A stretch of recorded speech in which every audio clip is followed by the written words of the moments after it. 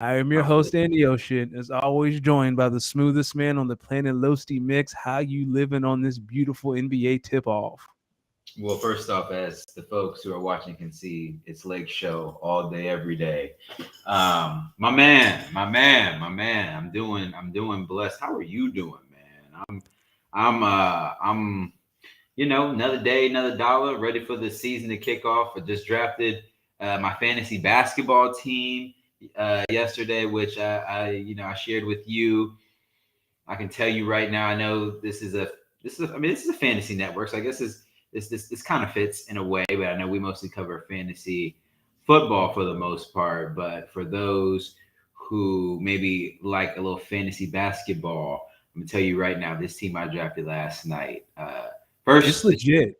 if this is the first year, this is the third season of this league. This is the first year I do not have LeBron James, so I was already bummed about that.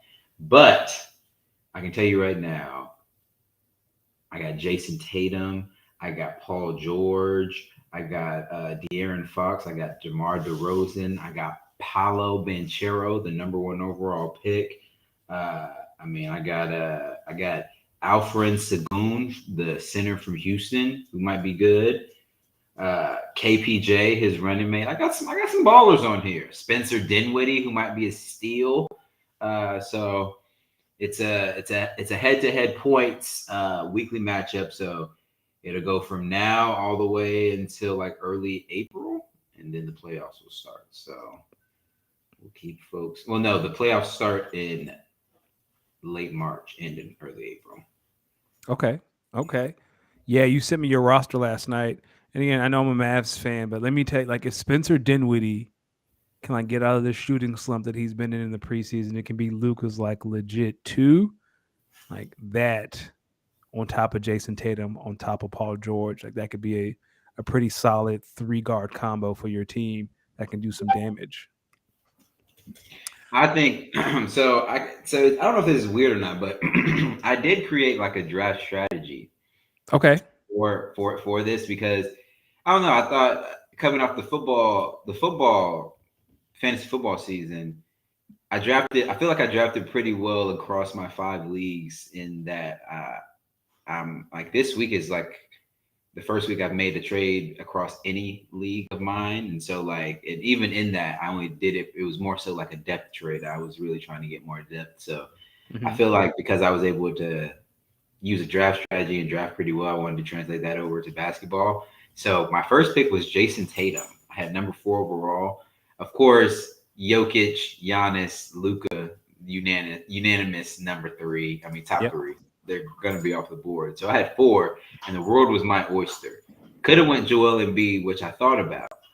But I thought about it and I was like, yo, who's more likely? And this is what literally it came down to. Who's more likely to get sat out of just pure rest? Like, who's more likely to just miss a game out of pure rest? And I was like, Joel Embiid. Joel. So I So was who else like, was on the board other than so Kevin Durant was on the board, my LeBron was brother, on the my board, brother. The AD only was on the people that board. were off the board were Jokic, Giannis, and Luca. Every other NBA player was on the board. So you I think this is a little bit of foreshadowing because we're talking about MVP later in our NBA preview. It sounds like we know who you think is going to be the MVP or in the MVP conversation this year. I think I have a couple people who I think are going to be in the MVP conversation, Okay. hopefully, and hopefully I have two of them on my team. But I took Jason Tatum first, then in my second round pick, I wanted someone who I knew just gets easy buckets, and so they get so many easy buckets that they just get other people involved, or they just get easy buckets. And I thought about it, king of the mid range, Yeah. king of the mid range. So I said, all right, let me get DeMar DeRozan. So my third round pick, I was getting ready to go Evan Mobley because I was like, if I get no, it was either Evan Mobley or Steph Curry if they were both available, and neither one were available because I either wanted to get like a scoring point guard like Steph Mhm. or like a versatile big man who just did it all, and Evan Mobley. And they randomly both went like in the five mock drafts that I did, they were on the board, but for some reason, when I actually drafted, of course, they go off. And so I end up taking Paul George. And then I think about it and I look at my roster and I'm like, yo, I got Jason Tatum, DeMar DeRozan, and Paul George. That's like elite wings right there. Let me Yep. just build it from them. Here you are. Here we are. Here we are. My brother, let the people. Do you want to let the people know what we're chatting about today before we really get into it? Yeah, let's do a little housekeeping, then we'll do a little preview. As always, this show is brought to you by goingfor2.com. Head over to goingfor2.com for all your fantasy needs. Like we said, basketball is back. We are knee deep in football season.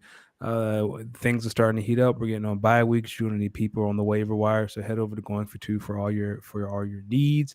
Shout out to Gator J in the chat. He says he's here for more shit talking. And then to your fantasy basketball, he said you got the fourth pick. Who was the commish? And I think he is trying to say there has to be some kind of collusion because you always seem to get a great pick in no matter what draft you're participating in. Well, okay, it's funny that you mentioned that, Gary J, because this is the first time I actually used the ESPN randomizer. Uh, Okay. and so I used the randomizer and got fourth, and I was like, oh man.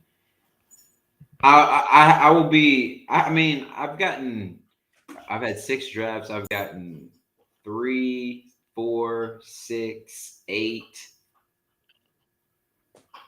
Everything just coming up D. Hey, it's not about it's not where you pick, it's how you pick. But it also helps if you get a top five pick. So tonight we're going to talk about, Yeah, we're the going to top. recap. Okay, but hold on. I only have one undefeated fantasy football team left, and not a team that picked in the top five in any of the drafts. It was the only team that picked from eight. Interesting. Interesting. So Okay. I hear you. But tonight we're going to focus on NFL Week 6. We're going to talk about some winners, some losers. We're going to talk about the NFL trade deadline. Like we said, the NBA is back. We're going to give our preview on the who we think the best teams will be, a finals preview, MVP, all that good stuff. We're going to do our daily fantasy talk. We're going to do some quick hitters. We're going to do some college football. Yeah, and we got a question this week, so we're going to take the last segment to answer your question. So D, like, what happened week 6 in the NFL? man, week six in the NFL, man, it did not disappoint, but it started off on a disappointment, if that makes sense. It was a stinker on Thursday night. We had two Hall of Fame quarterbacks on Sunday. On Sunday, actually get embarrassed in Tom Brady and Aaron Rodgers. We saw the Bills outlast the Chiefs in another very, very close matchup in what a lot of people are saying is the new Brady versus Manning. We saw the Philadelphia Eagles. Yes, sir. They are still the last undefeated team in the NFL. And we saw another NFL player get escorted from the sideline. A little, not like Antonio Brown, but Robbie Anderson. Now you're a Philadelphia. I mean, not Philadelphia. Now you're an Arizona Cardinal. So I want to go back to the Bills and the Chiefs, though, in particular, since that was Yes. clearly the game of the week. That was clearly, I think. Well, I think a lot of football experts say that was the two top teams in the NFL going at it. And so I want to ask you, when you look at that Bills victory in Kansas City, and when you look at what your Philadelphia Eagles are doing, Yes. remaining the last undefeated team in the league, no losses on them things. None. What do you think is really more impressive victory wise? The Bills and what they're able to do and some of their wins, or you guys sitting there at 6-0? So I think for me, it is. So last year, the Bills went to Kansas City during the regular season and beat them. So we've seen that before. For us, the Bills is going to come into, like, what do they do in the playoffs when they have to go? Potentially, well, this year, theoretically, the AFC Championship game would be held in Buffalo and not in Kansas City, which would give Buffalo the advantage because Patrick Mahomes has never played a playoff game outside of Arrowhead. That's not the Super Bowl. So I think we've seen the Bills do it before, but can the Bills do it in the playoffs at the Super Bowl or playoff advancement on the line? For me, it's the Eagles, and this might be kind of biased. And I said last week I was going to be very reserved. I have not been boastful. I wanted to see how we played this defense, Here and we the go. Eagles took that piece of shit elite defense Here we go. and rip that shit to shreds. Because all I heard was, "Oh, the Cowboys have never haven't allowed any double digit touchdowns, and we scored three of them things on their throat." I don't care how this sounds; it can't be sound worse than Chris Collinsworth when he was talking about Landon Dickinson pulling the other night. Um, I really enjoyed the game plan of using Micah Parsons' aggressiveness against him. Do not block him. Let him make a decision, and then he's going to pay regardless. If he crashes down on Jalen, you had AJ Brown running in the flat wide open by himself. If he goes with AJ Brown, Jalen has a lane wide open by himself. If the Cowboys rolled over a safety, Devontae Smith could slip behind that safety, which happened on that touchdown. It was such a genius offensive game plan. Micah, you're aggressive. That's cool. We're going to use that aggressiveness against you. And let's be honest, Micah lucky Lane Johnson went out with a concussion because in the first half, Lane had that boy in cuffs. Lane had that boy like police officers in Cuffs. Ohio. He had that boy in cuffs. Micah didn't make any noise in the first half. And then Lane went out with a concussion. And then Micah started to kind of get a little busy. And the Eagles adjusted their offense again to help with the run game. When I tell you, and I went on Instagram and said that the Cowboys are frauds because I think they are frauds to a degree. Dak's going to make a difference. So you do not believe they are in fact them boys? They are not. No. I will say this though, because I don't want to be completely like a homer. Like Dak makes that throw to CD on the post that gets picked off by Chauncey Gardner to like essentially end the game. Dak can make that throw, and I don't think Cooper Rush can. So that and that's going to make a difference come Christmas Eve and the rest of the Cowboy season. Dak can make throws that Cooper Rush can only dream of, and Dak completes that throw, that post, and maybe CD scores and maybe the game gets a little bit more interesting. For me, it was, and Shannon Sharp said this, Cooper Rush gives you two good drives a game, and he did. He gave him a 75-yard drive. He gave him a 93-yard drive, and then he turned into the pumpkin. The thing I was most impressed about, it was 20-17, beginning of the fourth. It was at the third or the fourth. I think it was in the third, and the Eagles put together a 7-minute drive that was like 15 plays. It was in the 7 minutes of clock, right? And we talk about, and I'm going to stop in a second. We talk about how powerful it is to have a 2-minute offense, a 4-minute offense. I think it's something to be said when you have a team that can put an offensive drive together that can eat a quarter of a clock, like a quarter of a third of a quarter is what I'm trying to say. 5, 6 minutes, 7-minute drives to take the Complementary momentum back. offense to help your defense. Yes, like to give your defense a break and to take momentum. That's the third time this year this Eagles team has done that. I think it was 15, it was 13 plays. 10 of those plays were runs. Like there's something to be said about our offensive line is going to throw you in the dirt. We're going to run it. We're going to eat this clock, and we're going to try to kill the chances of you coming back. So the Cowboys are a good team. I don't want to make it sound like I think they're scrubs. I think when Dak gets back, he can make throws that Cooper Rush can't. I will say that this defense, I don't know if the Eagles have given the league a blueprint on how to, deal with Micah Parsons, but the Eagles have Lane Johnson. He's the best tackle in football. That also helps. But if you don't have that, leave him unblocked, run some read option, make him pick his poison, and you can score on this offense and hope you get into a shootout and they can't keep up. So I guess with that, the next time the Cowboys and the Eagles play is, you said, Christmas Eve. Yep. So there's a lot of football to be played. You have to imagine that both you and the Cowboys will at least drop 1, 2, maybe 3 trap games, just given perhaps the nature. And here's my thing, and this is the last thing. I'm sorry, what were you saying? My bad. No, I was just saying in the ebbs and flows of the NFL season, you're just bound to, down weeks where your offense and team just doesn't show up, and I honestly think we're either going to lose to Pittsburgh or Houston. So we're on a bye this week, and then we play Pittsburgh, and then we play the Thursday night in Houston. And I hate Thursday night football games. I wouldn't be shocked if the Eagles lost to Houston, and that'd be their first loss. Because Houston's a scrappy team, but again, the Thursday night games are really detrimental, and the team that has to travel for a Thursday night game traditionally has not done well. I know the Commanders won in Chicago Thursday. That's an anomaly. I think it's harder for the team that has to travel. I agree, especially if they're traveling time zones. Yeah. I have one more thing about the Cowboys, though. So last year the Cowboys had, and I did some digging today because I was really interested. Last year the Cowboys had the number one offense in the league. That's because the turnover differential, right? Like they were plus 14 in turnovers. Trayvon Diggs gave that offense a lot of short fields. Now they're regressing back to the mean. So I'm very intrigued to see how Dak looks when he has to start drives consistently at his 20, his 25, his 30 compared to he's already at the 50, he's already at the 40, he's already at Right. the opponent's 35 because the Right. defense generated a turnover. And the Eagles are benefiting from that this year, right? They are plus 12 in turnover margin. Jalen's getting a lot of short fields. So Yeah. I'd love to see how this Cowboys offense looks with Dak, without Amari, with Dalton Schultz, but with longer fields. So the field position actually becoming an issue. I'm glad you had that note in there about without Amari.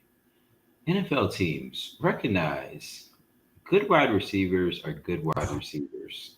And you should keep them or go out and get more of them, Yes. not just trade them and then just draft a bunch of rookies. To the question though about the more impressive victory, I have to go with the Buffalo Bills. I mean, you go into a place that last time you was there, you know, we know what happened.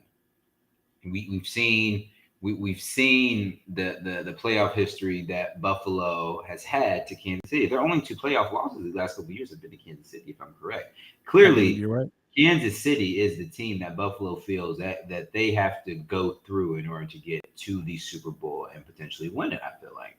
So, with that being said, going to Kansas City, which it feels like these games are always being played, um, to go to Kansas City and get a very, very, very good win against a very good football team, you have to consider it impressive. My only fear for the Buffalo Bills is Josh. Like, I want to be able to make sure Josh Allen can hold up. You see that he runs aggressively. Like, Dog, he runs like a yo, fullback.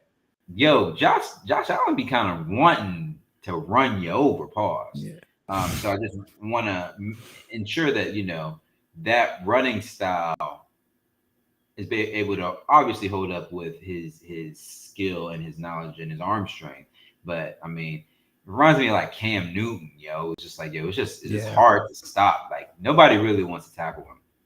My other worry for the Buffalo Bills is they play in a division that's low key better than a lot of people wants to give it credit for. Yes. And outside of the when you have uh, a very very fast team that's very hard to cover in Miami. You have a young and up and coming hungry team that's good in the trenches in the Jets and to an extent the Patriots as well. But the Patriots their key is their head coach is their best def- almost essentially their best defender because he's able to game plan and take your best defensive player away. I don't know if the Bills and the Patriots have played yet this season. I don't think they I don't have. think so. Let me check. But you can imagine what I'm trying to get at here is that between the Eagles, who's also in a very challenging division, I think they hold the keys over their divisional opponents maybe a smidge more than I think Buffalo does actually. And I think the, where Buffalo might end up struggling is divisional opponents and interconference opponents because I feel like they still have a few more interconference Mhm. games to play. And I think the rest of the league knows, and Buffalo knows that they're going to get the best of everyone. And you saw that with Kansas City, and you saw that with Miami, and I mean you've seen that with everyone they played. They have gotten the best, and I think if you have to ask me between Kansas City and Buffalo, who is going to end up with maybe 4, 5, 6 losses, and the other one's going to end up with 4 losses, I would say Kansas City is likely to end up with uh, less losses on the record, with more wins on the record, I should say, just because they play in a division where, I mean, yo, Yeah. when the Chiefs and Broncos play, it is going to be embarrassing. When the Chiefs and the Raiders play, I think it's going to be competitive. Well, no, we saw what happened. It was competitive for a half, and then we saw what happened. And obviously, we know the Chargers are going to be the Chargers.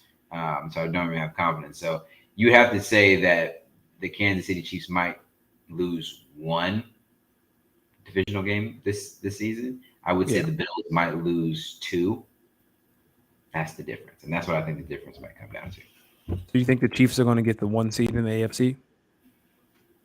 The Arrowhead Invitational lives on. Mhm.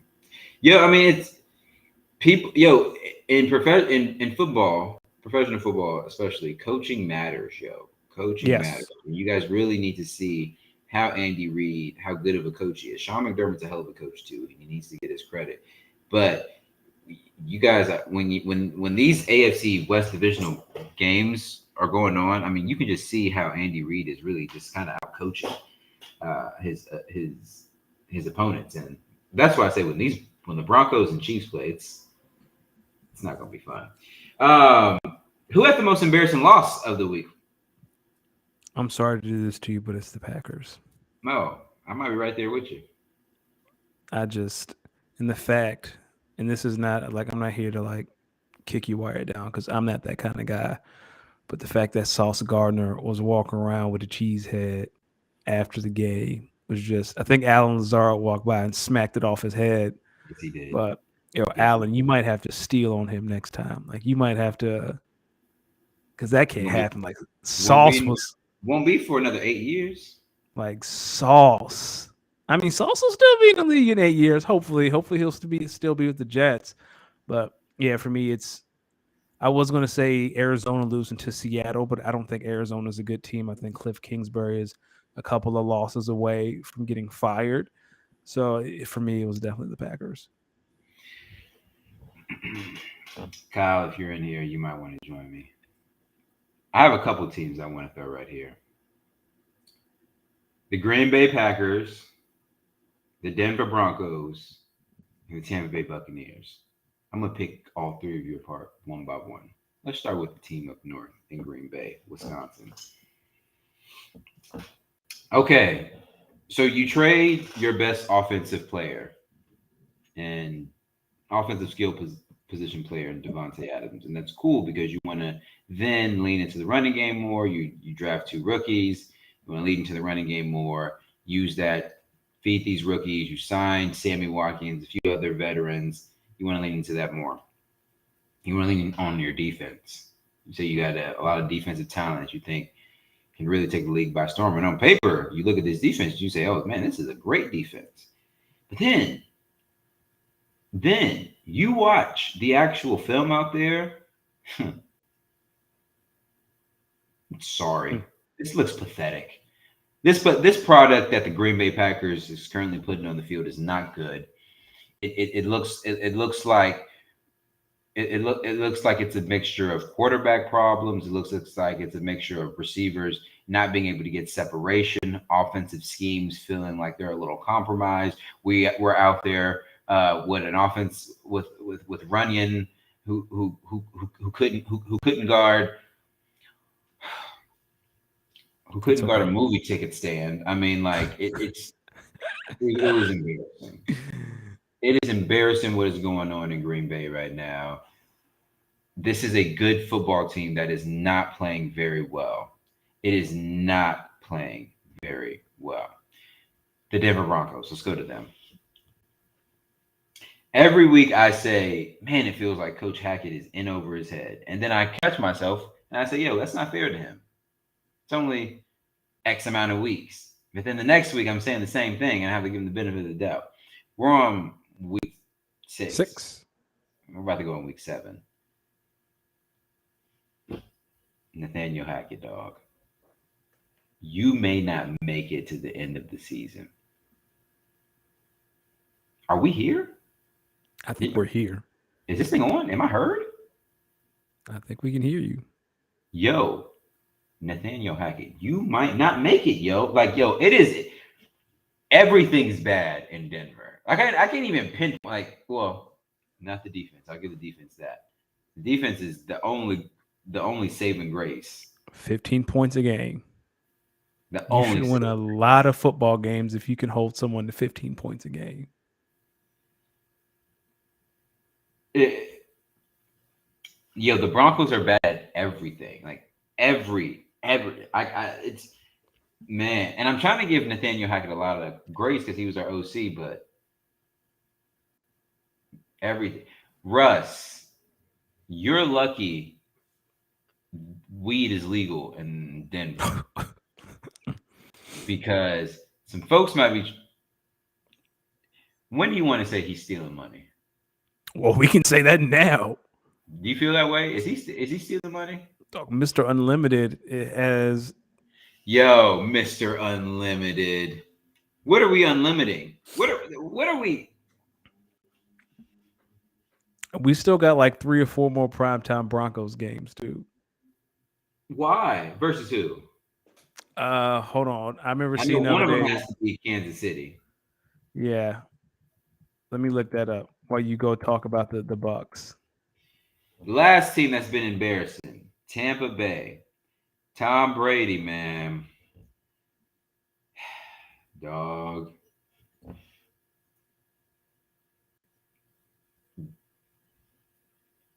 And so Brady, whatever's going on in Tampa, I'm trying to show a little bit of grace here because that's Brady.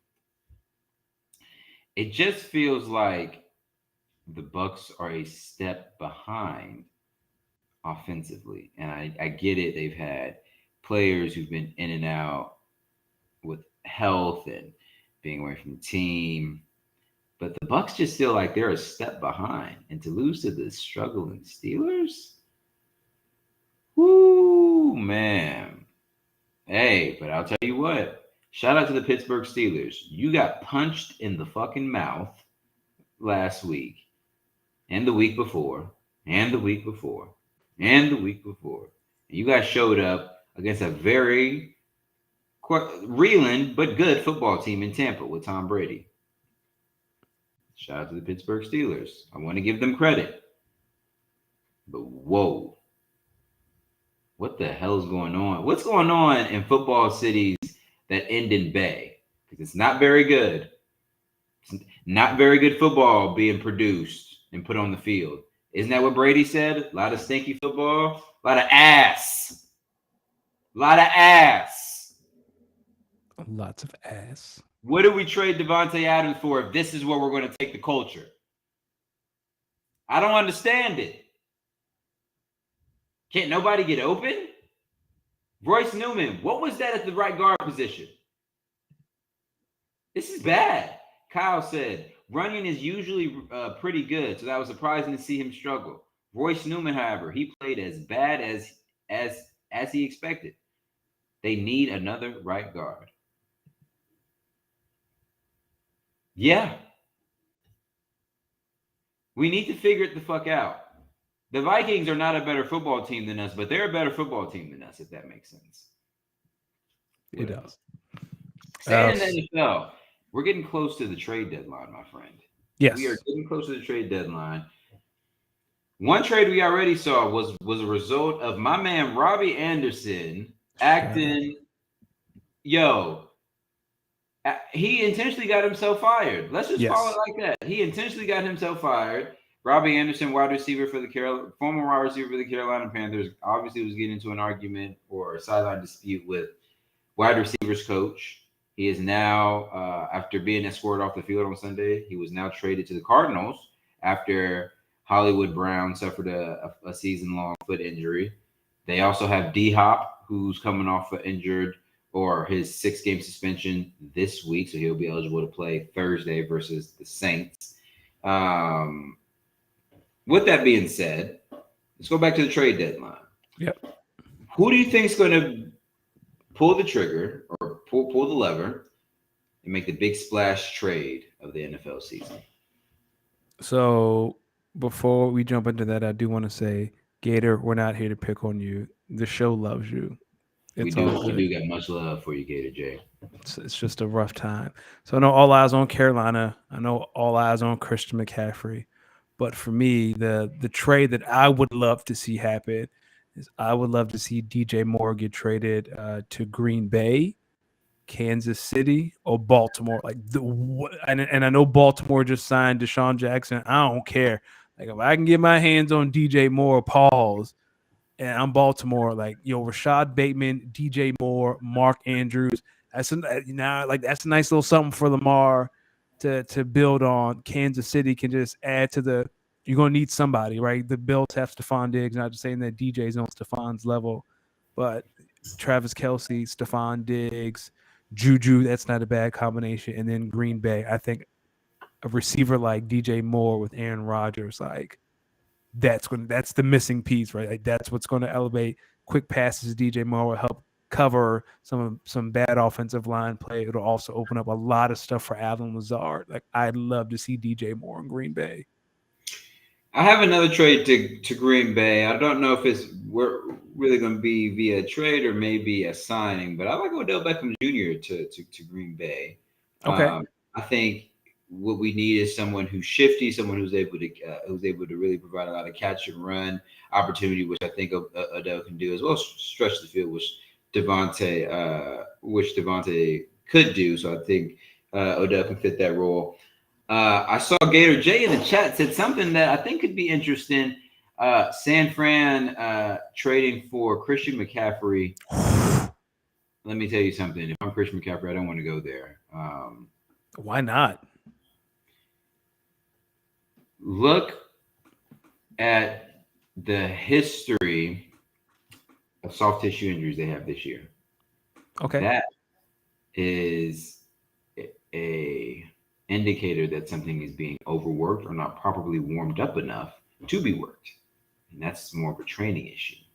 If you look at a lot of their injuries over the Kyle Shanahan era, that's really been the reason why they haven't been able to separate themselves and get over the hump. They've always been injured. Well, you look into it, what are these injuries? They've either had season-ending injuries or they've had soft tissue injuries. Some of these soft tissue injuries may be leading to some of these season-ending injuries. And then you maybe need to look into that and maybe say, hey, maybe the way they're preparing these athletes on a week-to-week basis maybe isn't the best. Not saying that that's necessarily true.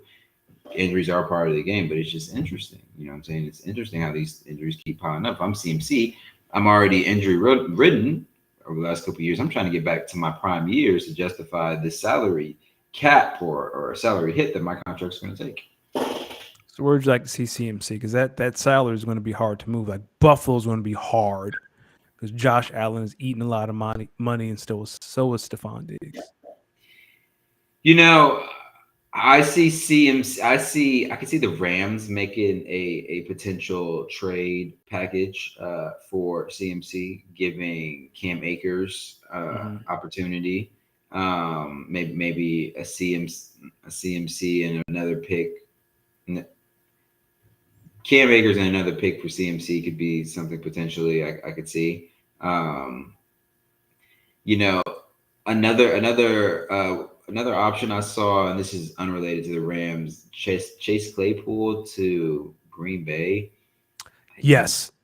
I don't know if that's where. Yes, I would take that. I would take that if I was Green. Like Chase Claypool's still good.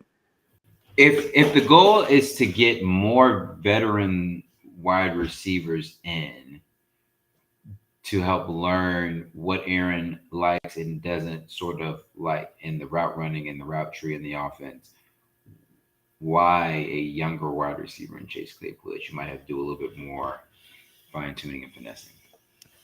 Chase has been in the league for a minute. This is like year 4 for him, right? It's probably year 4 or 5. Yeah, like he's on the verge of a contract. I think he's been in the league long enough to like understand. Hold on, let's see. What year is this?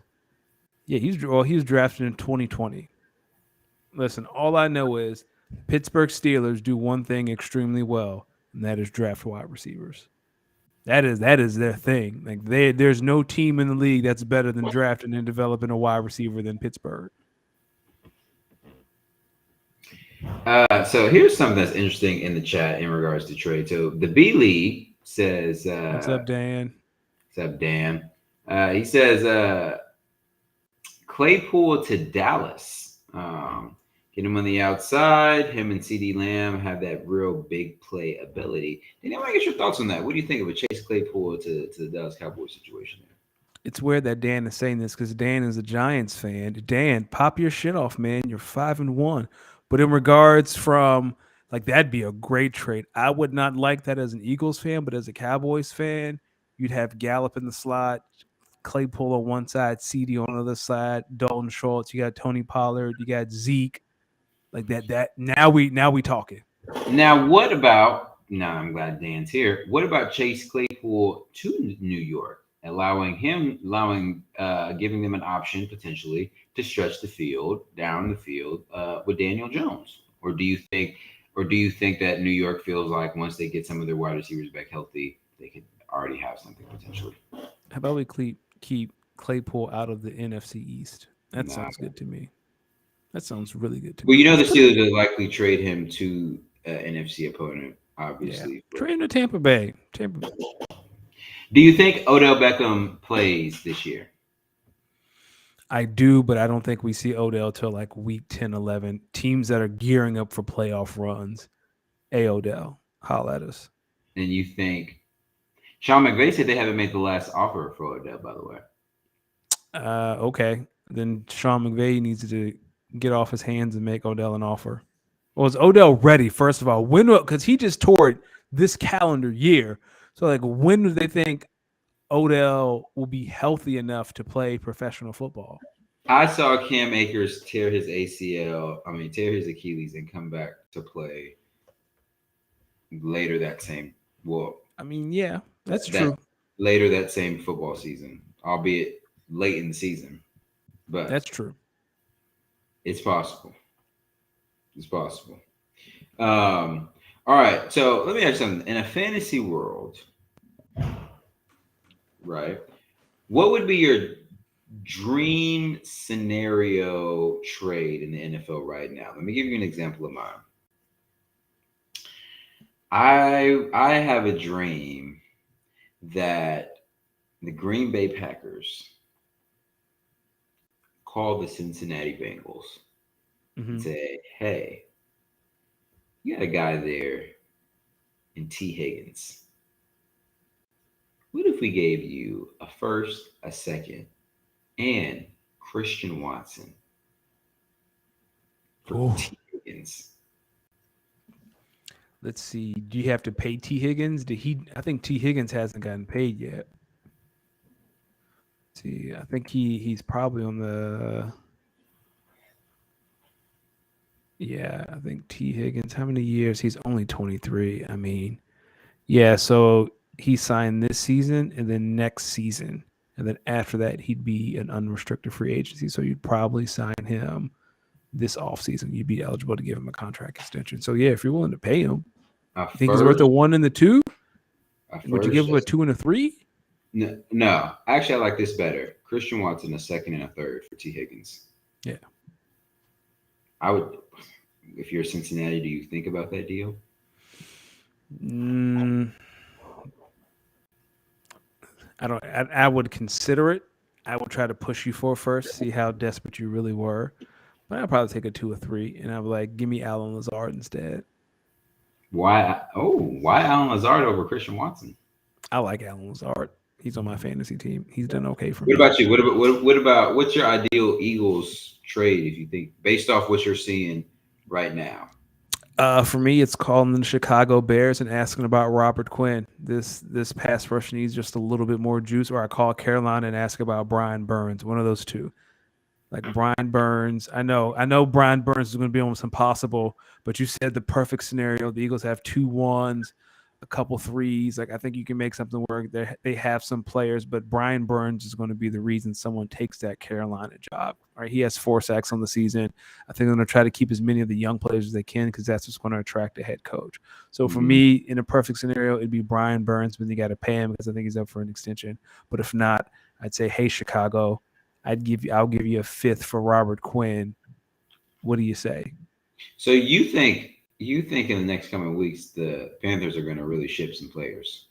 I Well, no, think the trade deadline soon. So yeah, trade deadline is November 1st. Here's the thing about the Panthers. Anyone that's under 25 needs to stay because again, that's what's going to attract a coach, right? So Christian McCaffrey's a little longer in the tooth. He can bounce. How old is DJ Moore? he's in DJ his Moore's young. he's in his like fourth or fifth season. Yeah, DJ Moore's 25. Like I would think about holding on DJ Moore. I would think about holding on to Brian Burns. Like in I would Jeremy Chin, I would definitely hold on to. I know he's hurt. Like I would hold on to Jeremy Chin. Lawrence Marshall Jr. I would hold on to the wide receiver. Yeah, there are some pieces. If I'm the Panthers, we're gonna ride this out. Hopefully, we get the number one pick or number two. We can draft Bryce Young. Like it's a real attractive coach. Hey, we got the number one overall pick or number two. You can draft your quarterback. DJ Moore's here. Yeah, Nick Chubb, not Nick Chubb. What's the dude from Oklahoma State that they drafted? Chuba Hubbard. Yeah, Chuba here. I forget who the main backup is for Christian McCaffrey. You got some defensive Dante pieces. Foreman, I believe. Yeah, you got Foreman. You got Hubbard. You got a number one overall pick. You got some defensive pieces. Like maybe we can do something. So I don't think Brian's going to get traded because, yeah, I think CMC is most likely to be I think the traded. But Panthers for came out me, and said he was untradeable by the way. yeah, I'm sure they did. Right? He's a beast. Like again, Yeah. you need something to attract a coach. So for me, realistically, it'd be, hey Chicago, here's a fifth for Robert Quinn. Let's see. I think they might take him. So Kyle, to my trade offer with the Bengals, he says he doesn't think the Bengals make that move because they're in a win now mode and they wouldn't want to move Higgins. Kyle, you're not wrong there. I don't think they might not want to take that deal either. Gator J's laughing at the fact that I want to trade Christian Watson after 6 weeks. Hey man, you can't take a good wide receiver and not give one back. It's just the way of the trade. Just good business. Speaking of good business, if you can see over my right shoulder right now in the far distance, you can probably see some people running around looking like they're doing some things. That's because the NBA is back. Let's go. Yeah, the NBA is back. Kicks off this week. Tonight we have the Sixers and the Celtics who are playing currently behind me, and then the Warriors begin their championship defense against the Lakers. That's why you see me with the Lake Show jersey on today. I'm excited. I love the NBA season. My favorite season of the year. This is prime, really prime sports season. MLB playoffs, NFL season, NBA kickoff. This is real prime sports season. We got the NHL out too. So really, if you're a sports fan, this is the perfect time for it. With that being said, let's get into the NBA just a smidge. Just do it. With the season kicking off. Danny, I'm going to ask you a few questions. I just want to know your answer and maybe a few reasons why. Okay. Who do you think is going to end the year with the best record in the league? For me, and the Denver Nuggets. They are finally healthy. We're finally going to get to see this potential we've been hearing about for the past 5 or 6 years. We're finally going to see the Denver Nuggets as the 1 seed in the West. I know the past couple of years, especially before Jamal Murray got hurt, they top 3. They're flirting with the 1 seed. Jamal gets hurt, they just drop down to 5, and then they're bounced out in the first round of the playoffs. I really hope this year the Nuggets are healthy all year because that team can win a championship. I think they'll have the best record in the league. Okay. I actually like the Brooklyn Nets. Okay. I think with Ben Simmons, with Sauce Kyrie Irving, you got obviously KD. I mean, this is a really, really good team. I think once they get fully healthy, they're going to be a threat. And I think anytime you give KD a little chip on his shoulder, you're going to do some things. So I like the Brooklyn Nets. All right. Okay. Who do you think is going to be the NBA MVP? You already know this answer. I got Art hanging. I got to hang Art this weekend. Luka is coming in shape. He has looked great in preseason. He looked great playing Euro basketball. The past 2 years, the Dallas Mavericks had put themselves into massive holes and have to spend the second half of the season digging themselves out of the hole. I think this year, Luka starts off on fire. He is the odds-on favorite to win MVP. His usage rate is going to be through the roof again because the Mavericks, for some reason, cannot find a legit secondary ball handler. That Luka's going to get a lot of touches. He's going to get a lot of baskets. He's going to get a lot of attention. Luka Doncic is going to win his first MVP. Shout out Luka. I think he could very well win the MVP. I'm going to be honest with you. This guy, these men, I'm going to say, it's because I have faith in them. Jason Tatum, Joel Embiid, the 2 men who are playing over my shoulder tonight. Jason Tatum, I think, is going to be on a tear to prove, that shit that happened in the finals, that ain't happening again. I ain't playing that bad no more.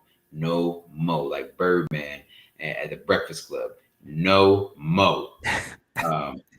But I also think Joel Embiid finally takes the 2-step to overtake Jokic and really put together a season like we ain't seen. Joel Embiid, I think, could average like 35, 12, and 8. Something filthy. I would love to see Joel get his first MVP because I believe he's been robbed the past 2 seasons. Um, I think he has too. Thibs, B League asks, is Thibs going to stop disrespecting Obi Toppin this year and play him or not? I hope He so. will not. He I will. hope so. Tibbs has proven when he does not like you, he does not like you, and he don't give a damn what you do. Yeah, and he ain't no front office is gonna make him play you either. Who do you think is going to be the NBA Rookie of the Year? I'm going Paola down in Orlando. There's not a lot. There's a Happy rookie. kid they drafted last year. What Jalen is it? Jalen? Jalen Suggs. Yeah, Jalen Suggs is there. I don't think we're going to see. I should know this guy's name. The other big guy they drafted from Florida State, the super religious Jonathan guy who's Isaac. yeah. I don't think we're going to see a lot of Jonathan Isaac. We're going to see a lot of Paolo. We're going to see a lot of Markel Fultz. Magic team is going to be bad, but they're going to be feisty, Mm-hmm. and I think They're that's gonna going be to be where the Memphis was a few years ago. yeah. They really Memphis doing figured it Josh's out. second I year. like Paulo too. Shout out to Paulo too, who just joined the Jordan family. So shout out Paulo. Hey, So all right. So we are in agreement there. What about the defensive player of the year? Ben Simmons, come on down. One of the only men Okay. in this league not named Giannis who can guard the 1 through the 5. If anyone watches preseason basketball, Ben Simmons put Giannis in a chokehold the other night. Ben Simmons' back is healthy. I don't care if he can't shoot right now. I'm sure we'll talk about it throughout the season.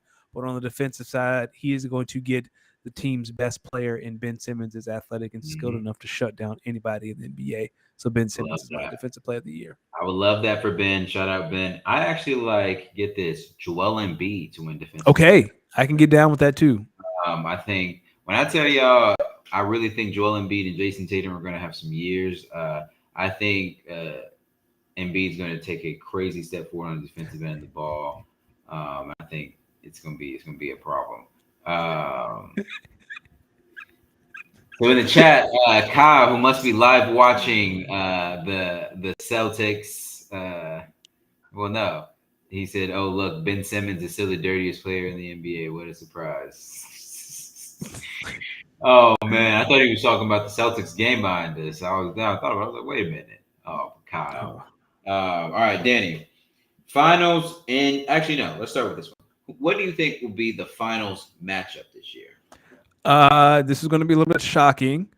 For me, it's going to be the Bucks. I think the Bucks won the championship last year. If Chris Middleton doesn't get hurt, I know Chris isn't playing for the first couple of weeks while his wrist heals. I think Giannis is more than talented enough to hold down the fort until Chris gets back and acclimated. So at the East, I have the Bucks, and then out of the West, I have the Los Angeles Clippers. Listen, man, we have forgotten who Kawhi Leonard is.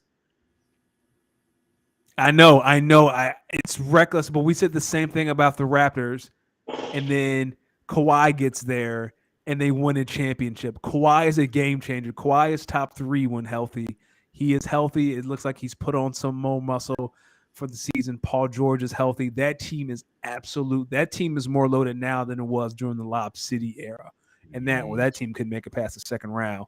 But Tyronn Lue matters on the coaching.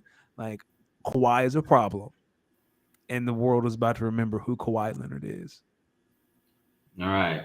I like the Mavs and the Nets. Don't play with me. I Do like them. not play with me tonight. I think I think the Mavs are going to get to the Western Conference Finals, but they're not going to face the Warriors. And I think Luca is going to look at that as like, yo, I am about to put whoever I play in a fucking blender for 5 to 6 games. And I think they're gonna power themselves. Luca and Spencer Dinwiddie are gonna power the Mavs into the finals, and I Don't think play they're with gonna me. be matched up with the best team in the league, and what I believe will be the Brooklyn Nets. And I think the Brooklyn Nets are going to run through. I think the Brooklyn Nets are going to go on a playoff revenge tour, and I think they're going to play both the Celtics and the Sixers on the way to get into the finals. And I'm gonna tell you something. Whoo, I'm here. I'm whoo. listening. Hey, you talking my language right now. So, what's your finals matchup of the? You just said it. Bucks Clippers. Bucks Clippers. Who do you have the winner and the finals MVP? As great as Kawhi Leonard is, Giannis is one. Like when I say Kawhi is top three, Giannis is one. And you could talk about LeBron, Kawhi. You can talk about Steph Kawhi. You can even talk about Luka Kawhi. Mm, Giannis is one. mm, Giannis will win his second championship over the Clippers. And of course, that mm. means he is my finals MVP. Okay. Okay. I don't even know if it's hard to tell y'all. I mean, if y'all can't tell where I'm about to go with this one. My finals You winner, picking Luka? Kevin Durant, will be the finals MVP as he leads the Brooklyn Nets to a championship. And when I tell y'all, I think I think this is going to be one of the most historic championship runs because I think the Nets are going to be healthy. They're going to figure some things out, and they are going to go on a run in the playoffs that we haven't seen before. And KD's going to spearhead it, and I can't wait to see it because I feel like KD's going to really talk his shit. I I feel like hope he KD does. has some tweets like bookmarked in case for when he wins another one, and he is going to get some shit off his chest. And Kyrie, I think if you win Stephen A. Smith, we might not hear from him for a couple of weeks. Let me say like that. Sounds like B League and Kyle are going at it. So B League said, "Does Draymond get more heat from the media for his dog shit on Poole if he wasn't signed to a TNT deal?" So Probably. I'm going to go the reverse, and I think because of that TNT deal, he is getting more heat than he would if he were just a regular player. Like he's Mm, been running around talking about new media is here, new media is better than old media. We do things this way. Like you can't bark like that and then get caught punching your teammate in the face and then go hide and not say anything. So if anything, and I think the TNT crew, I think Barkley and Shaq would have no issues after a Warriors win saying, what were you thinking after? Like, I wouldn't be shocked if tomorrow morning, if you don't stay up to watch the Warriors game, if Draymond is interviewed after the game and Shaq and Chuck say, "Yo, what the hell were you thinking, punching your yeah, teammate like that?" yeah, Because that's what the whole TNT thing is about. It's about being real. Like that's their brand.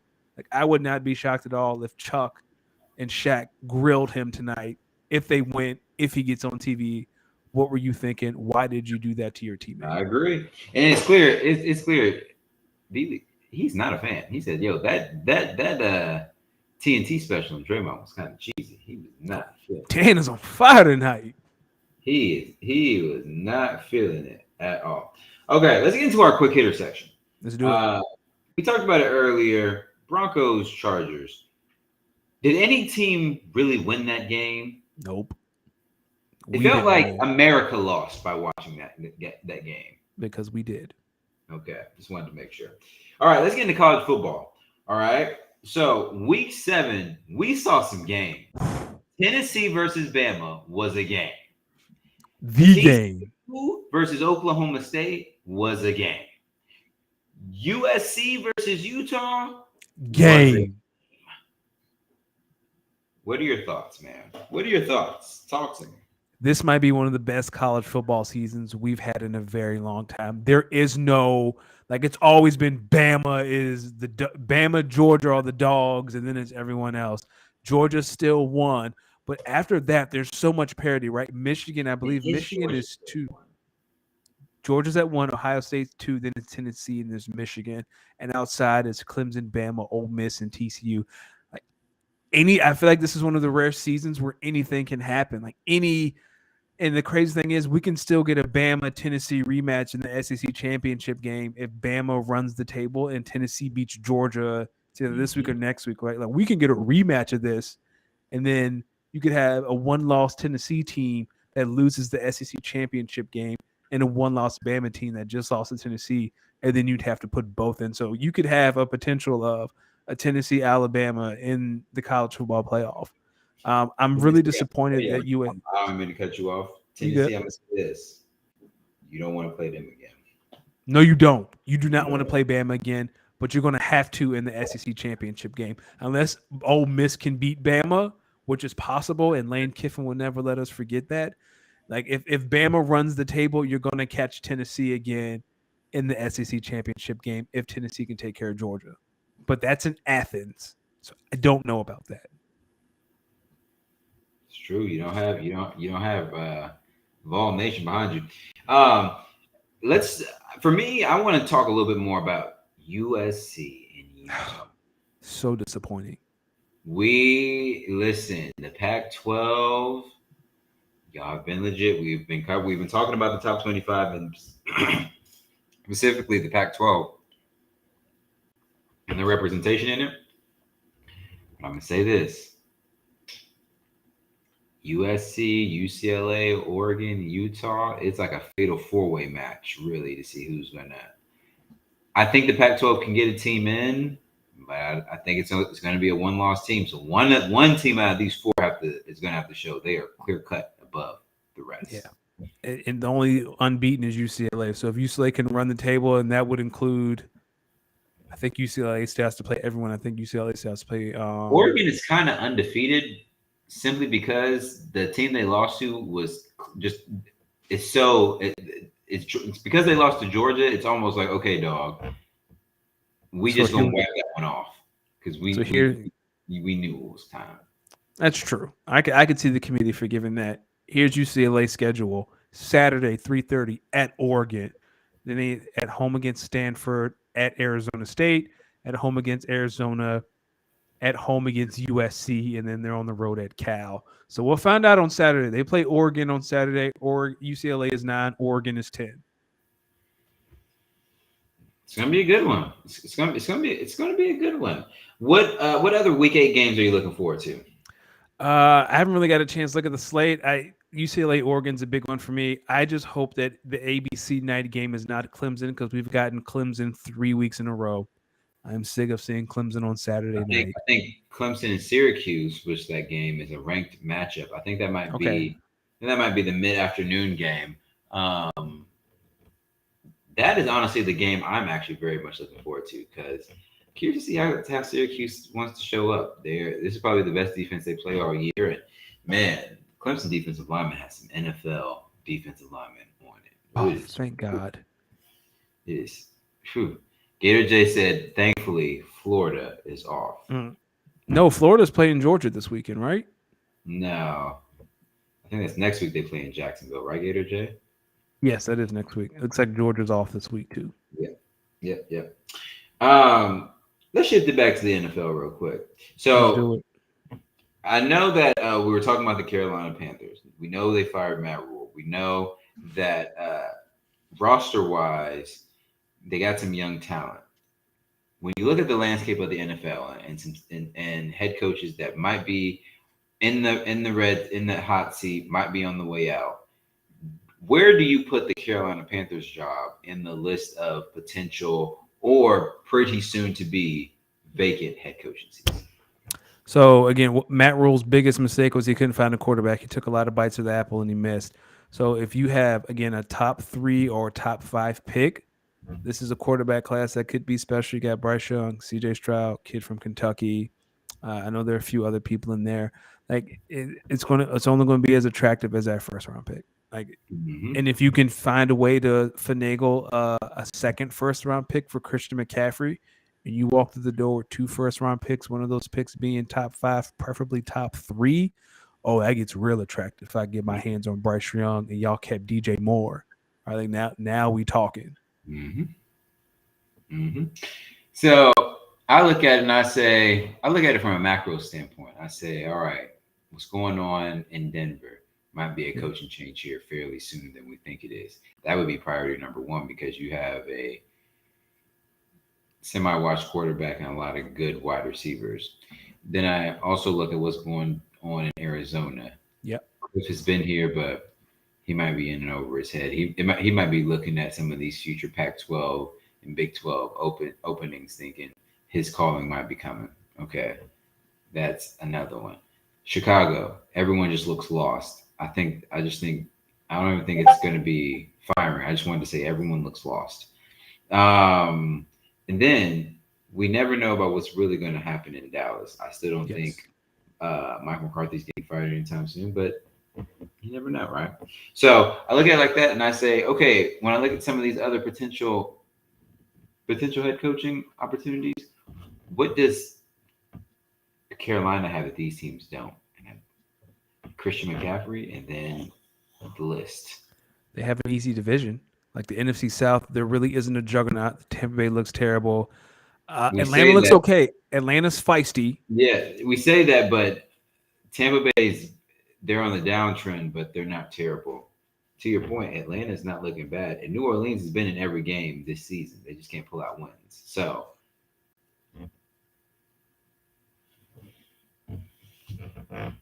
we'll see. We'll see. All right. I don't know if you've been paying attention, but there's been a lot of good playoff baseball. Earlier Yes. today, the Yankees advanced to I think the conference series, I believe, Yes. to face the Houston Astros, and then the Phillies are going to be taking on the San Diego Padres, who took down the mighty Los Angeles Dodgers. Um, Winners of those series are going on to the World Series. I like the Padres, and to be honest with you, I like the Yankees. I think it's going to be a Padres Yankees World Series, but who knows?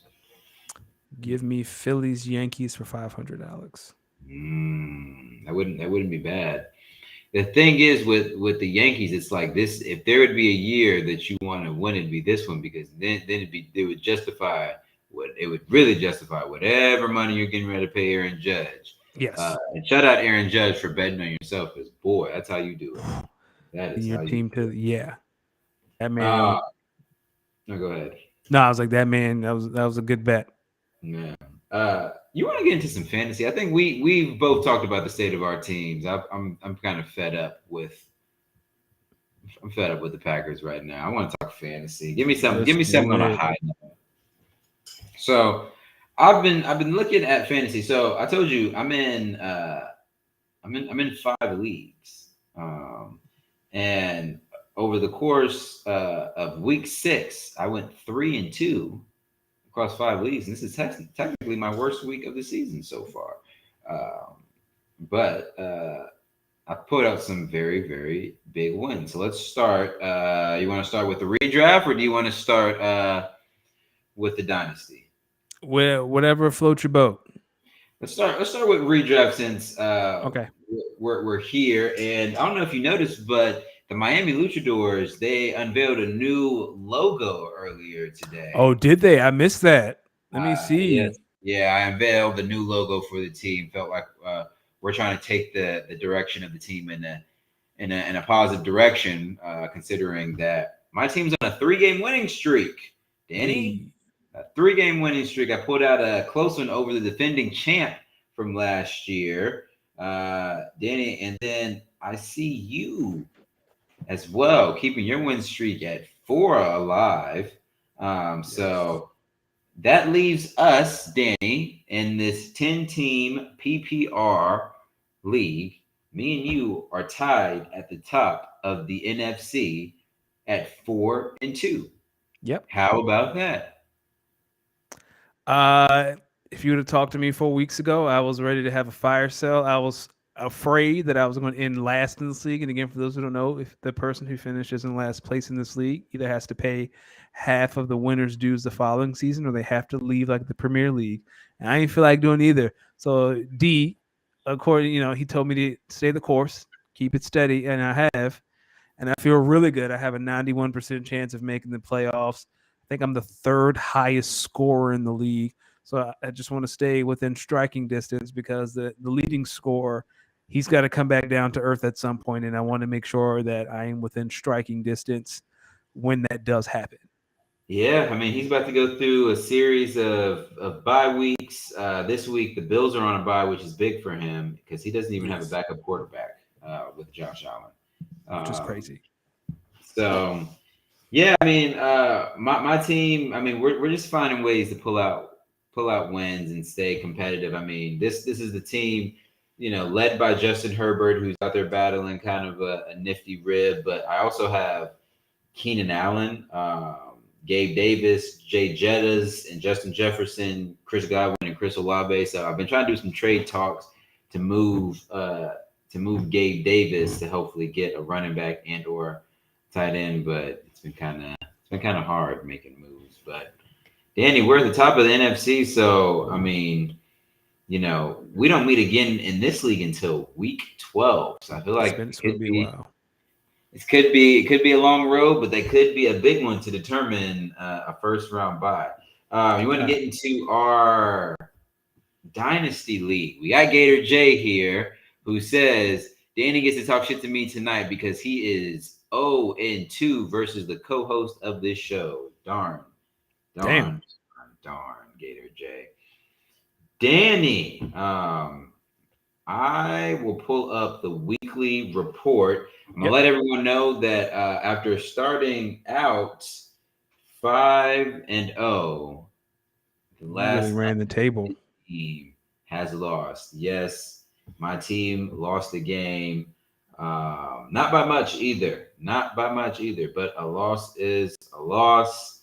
But let's walk through the weekly report. So the best team in the league, that Cali kid with 170 points. Shout out to that man. That's some Mm. points. Worst team, Team Senra says at 108.28. Kyle. Oh man. All right. Most efficient manager. We got Bam. Shout out Bam. 143 with Max at 151. Not bad. Least efficient manager was Rojo Truther. I mean, whoa. 70 points he left on his bench. Highest points in loss, Greg at 135.9, losing to 142.7. That's Mm. unfortunate. That's also the lowest points in a win, as you can imagine. Kyle, glad you're here. You were involved in the biggest blowout, 170.1 to 108.2. Whew, Lord have mercy.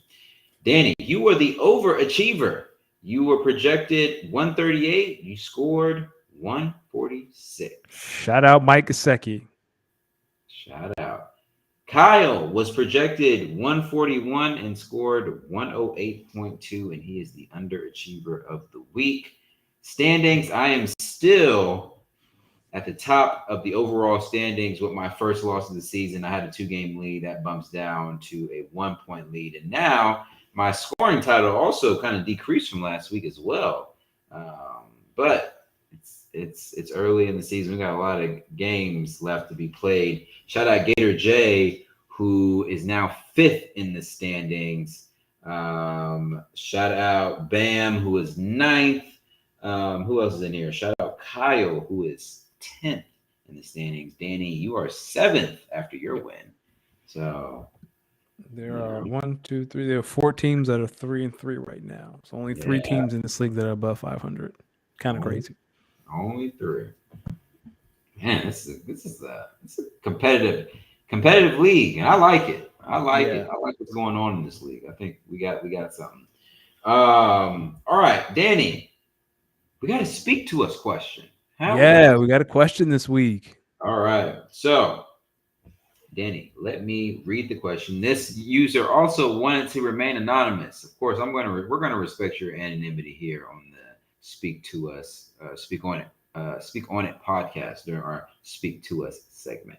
So here's the question: with the recent public comments from LeBron James regarding Kareem Abdul-Jabbar, it almost seems as if there have been many, or it almost seems as there may have been previous public comments made by Kareem Abdul-Jabbar about Bron that he hasn't really appreciated. This brings me to my question. Do you think legends from previous eras show love to the current legends to an extent because they are sometimes afraid of their legacy being lost and forgotten?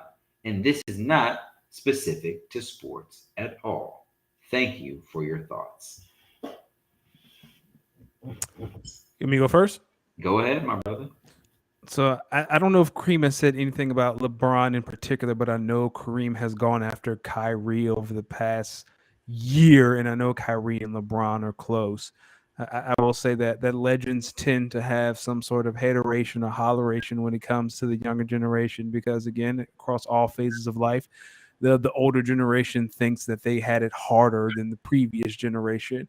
Kareem has won the scoring title and has held on to the scoring title, and Kareem Abdul-Jabbar has only hit 1 3-pointer his entire career, right? So like, and I'm sure in his mind's like, oh, I got it the hard way. Like LeBron's been able to shoot threes, and again, this is all speculative. There's nothing like really but I think that's normal, right? Like me as someone who is getting older, I see young people working in my industry, and I'm like, man, you got it easy. When I came out of college, X, Y, Z, right? And it's just natural to compare, and it's natural to have a little bit of hate when you do that because why? Because it's sort of like self pity, like why was my road Mhm. harder than this person's? And as you get older, you start to see that and you start to understand. Doesn't make it right. Kareem could stop being a hater and just enjoy it, but Right, like I kind of get it. right. I think, and I completely agree with you. I think to build off that, I think as a legend, there could be some envy in the fact that a standard that you have set is being Yes. surpassed. But you have to look at it in a way that you have to remember you set the standard. And I think, and again, this I'm glad they let this comment be known that it's not sports specific because I think this is applicable to all aspects of life. I think when people achieve a good amount of success, when you achieve success and you're able to set standards in whatever field or curriculum that may be, you don't ever in the moment think about someone ever surpassing it because you are the standard. But that's why standards are meant to be set, and that's why records are meant to be set because there's always like how far can we really push this sport and greatness in this sport to the next level? Whether that's sports, whether that's education, whether that's science and STEM, how can we push this and continue to be forward to move it forward? And I think legends struggle with it because it's like a dim in their light.